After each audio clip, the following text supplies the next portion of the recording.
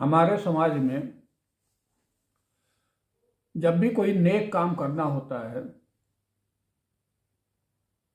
जिसमें पैसा ज़्यादा लग रहा होता है तो यकीनन कुछ लोग निकलते हैं और अपनों के पास जाते हैं, अपनी कौम के लोगों के पास जाते हैं कि कुछ चंदा दे दीजिए ताकि मुश्तरका मिलजुल के एक बड़ा काम किया जा सके। यकीनन ये अच्छी चीज़ भी है, इसमें कोई बुराई नहीं है, बशर्ते कि चंदा लेने वाला ईमानदार हो, नेक नियत हो। लेकिन कभी मैंने सोचा कि ये चंदा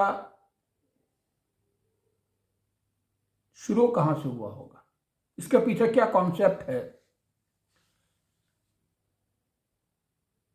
तो मेरे नज़र से एक वाक़या गुजरा।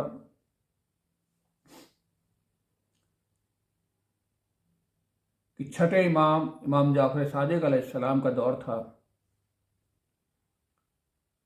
एक उनका चाहने वाला था, बहुत नेकुकार था, इमाम भी उससे तस्दीक करते थे। वो हज को गया।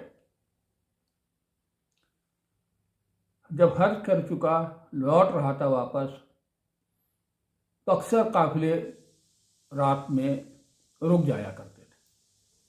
तो एक मकाम पे उसका काफिला रुक गया। उसमें यह हुआ कि खाने का इंतज़ाम करना है, इसका एहतमाम कैसे किया जाए। तो इमाम का चाहने वाला था, दौलतमंद बहुत था।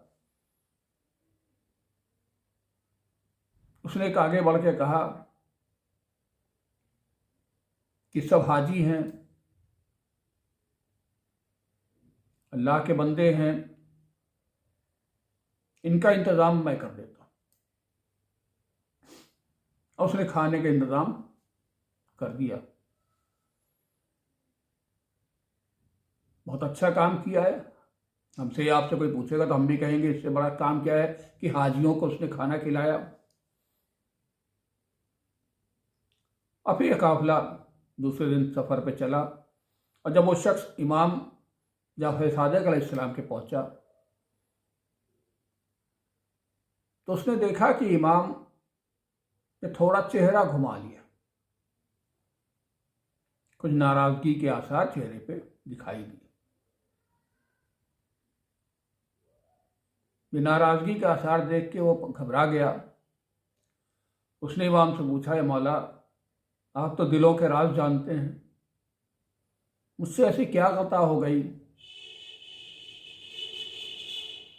कि आपने अपनी नजरें घुमा ली। जब एक दो बार पूछा, इमाम ने उससे कहा कि शख्स, क्या तूने ऐसा किया था कि एक जगह काफिला रुका था, उसने तूने कहा था कि मैं सबको खिला दूंगा। हाँ मौला, मैंने किया था, और आप मेरी नीयत भी जानते हैं, मैंने कभी दिखावे में नहीं किया था, सिर्फ राह खुदा में खिलाया था, अल्लाह की खुशी के लिए खिलाया था। इमाम ने कहा, मुझे मालूम है कि तेरी नीयत खराब नहीं थी, ना तेरा मकसद गलत था, लेकिन तूने ये जो अमल किया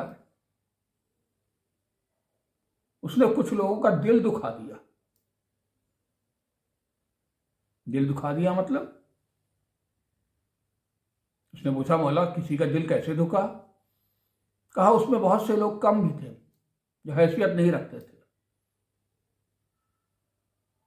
उन्होंने अल्लाह से दुआ की, अल्लाह खुदा, तूने इसको नवाजा है, काश मेरे पास भी दौलत होती तो मैं भी लोगों को खिलाता, मैं भी इज्जत पाता। बस उन लोगों का शिकवा अल्लाह को पसंद नहीं आया।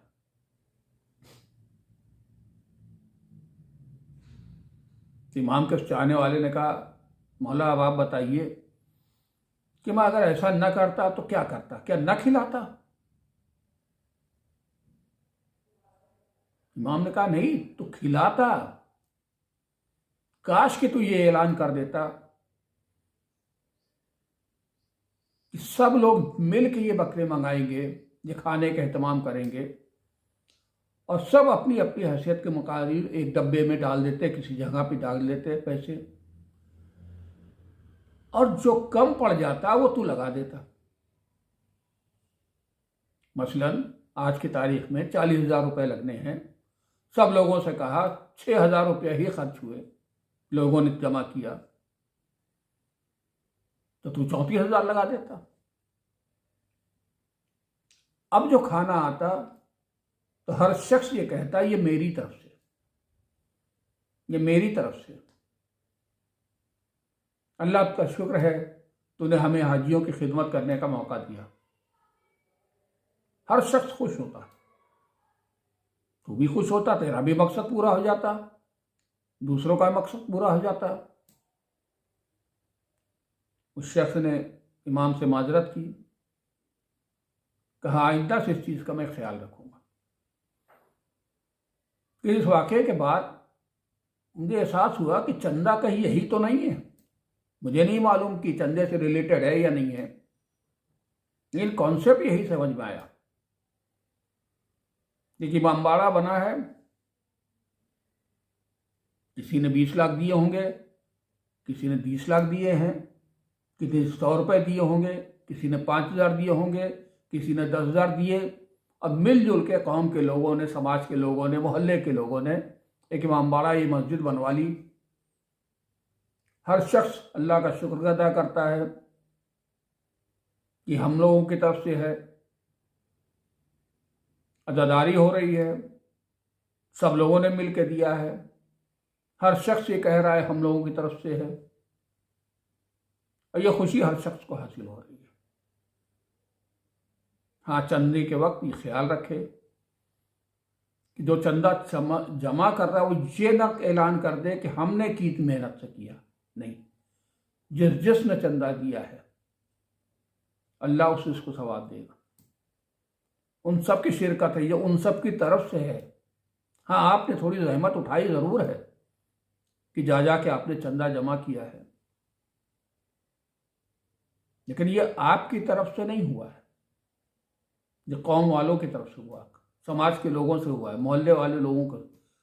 और ये ऐलान करना चाहिए कि हम लोगों ने मिल के अज़ादारी की, शबेदारी की, इमामबाड़े में रंगरोगन करवाया, मस्जिदों में पुताई करवाई, और कौम का हर शख्स खुश कि मैंने ये काम करवा दिया।